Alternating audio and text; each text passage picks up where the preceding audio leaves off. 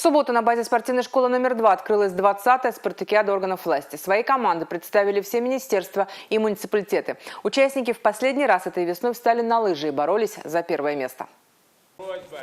Глава Чувашской республики Олег Николаев подчеркнул, что такие мероприятия позволяют формировать пример здорового образа жизни, в том числе для подрастающего поколения. В кругу единомышленников это происходит многократно, вернее, усиливается.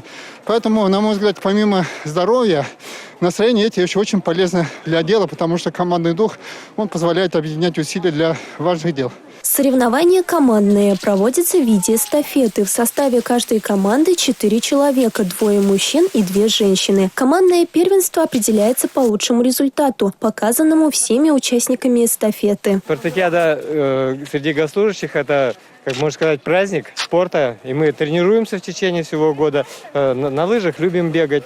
Вот те, кто сегодня участвует, они все любят лыжный спорт и бегают на лыжах. И это для нас заряд бодрости, здоровья. На трассе все равны – и министры, и простые чиновники. Трасса несложная, трасса хорошая, хорошо подготовленная.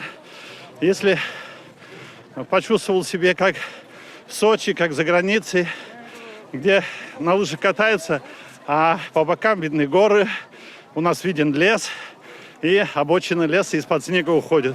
Это здорово, приятное впечатление. Чистый воздух и солнечная погода обеспечили участникам соревнования заряд энергии и хорошее настроение. И это главное. Я сделала большой круг, насладилась красотами леса, наполнилась бодростью. Очень понравилось, впечатляет.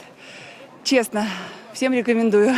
Первое место завоевала команда Министерства сельского хозяйства. Среди команд администрации городов и районов республики победу одержали сотрудники из администрации Чебоксарского района. Милена Алексеева, Регина Кубайкина, Сергей Емельянов, Республика.